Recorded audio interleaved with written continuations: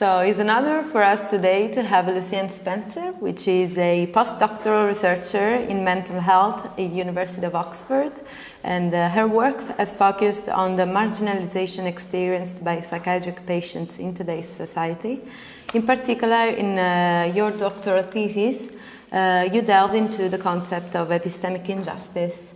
Could you break it down for us? Yes, yeah. So epistemic injustice was coined by Miranda Fricker in a brilliant book that was published in 2007. And her aim was to capture a particular kind of wrong that impacted people as knowers, as people who can know things, who can convey knowledge, and who can contribute towards knowledge.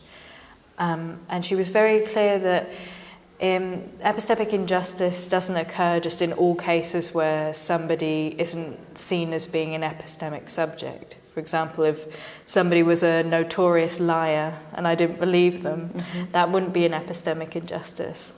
It's only an epistemic injustice if the reason I don't believe them or I don't take them seriously is due to what Fricker calls an identity prejudice. And if that is the reason that I don't take the person seriously, maybe based on a marginalised background, based on their race or their gender or their social class, then that is an epistemic injustice.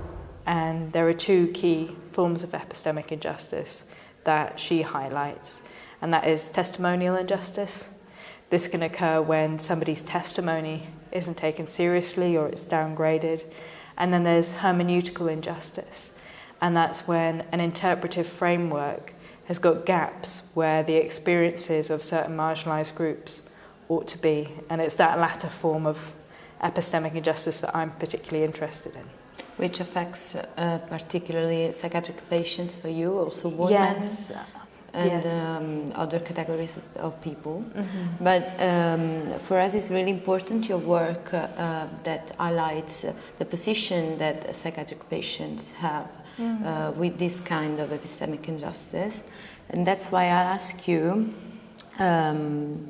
what is the concept of hermeneutical silencing that you highlight in your thesis, because you say could you give us deeper insight into this concept? Because you've drawn a beautiful metaphor with the phantom limb syndrome. So if you could explain this to us. Of course, thank you so much. Well, what I was interested in is looking at extreme forms of hermeneutical injustice.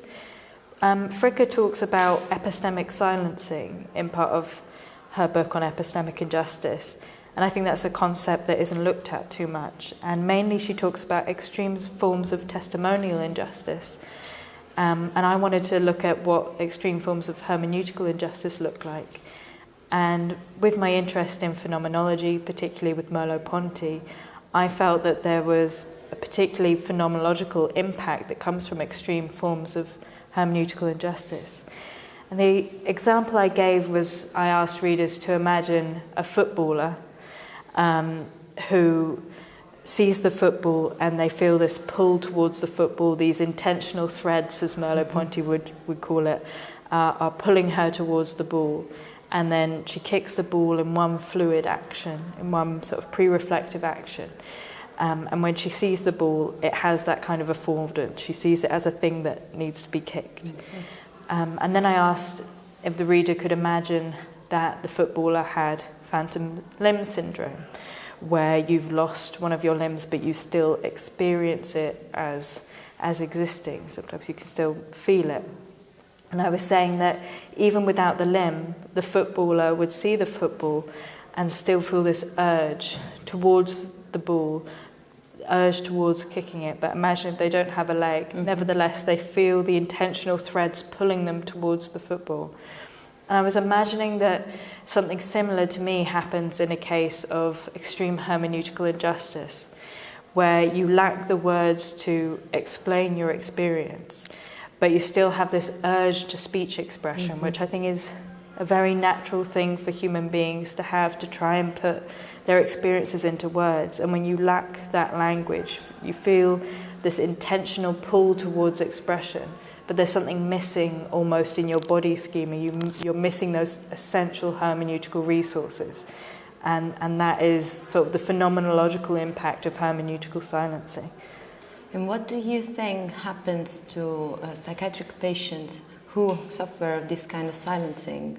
How does this impact on the psychiatric patients? I think that it can exacerbate experiences, negative experiences of psychiatric illness. Not all psychiatric illness experiences are negative, of course. Sometimes they're not even a case of illness.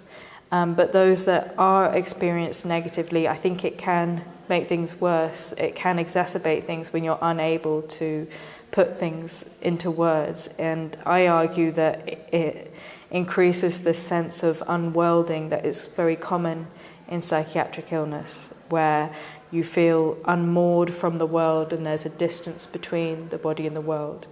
And from looking at Merleau-Ponty's phenomenology of speech expression, where he talks about how speech expression roots us into the world, I think without speech expression there is this unmooring which can occur. And moving to our last question, from your perspective, can a phenomenologically oriented care approach overcome this issue of silencing or hermeneutical silencing specifically? Yeah, I think it can. I think phenomenology can provide essential hermeneutical resources. It can plug those gaps, those hermeneutical lacunas where their experiences ought to be. And I think that's because a lot of psychiatric patients see the DSM as sometimes it can be an unhelpful framework, this clinical language. Sometimes there's a disconnect between your experience and the clinical language you're given.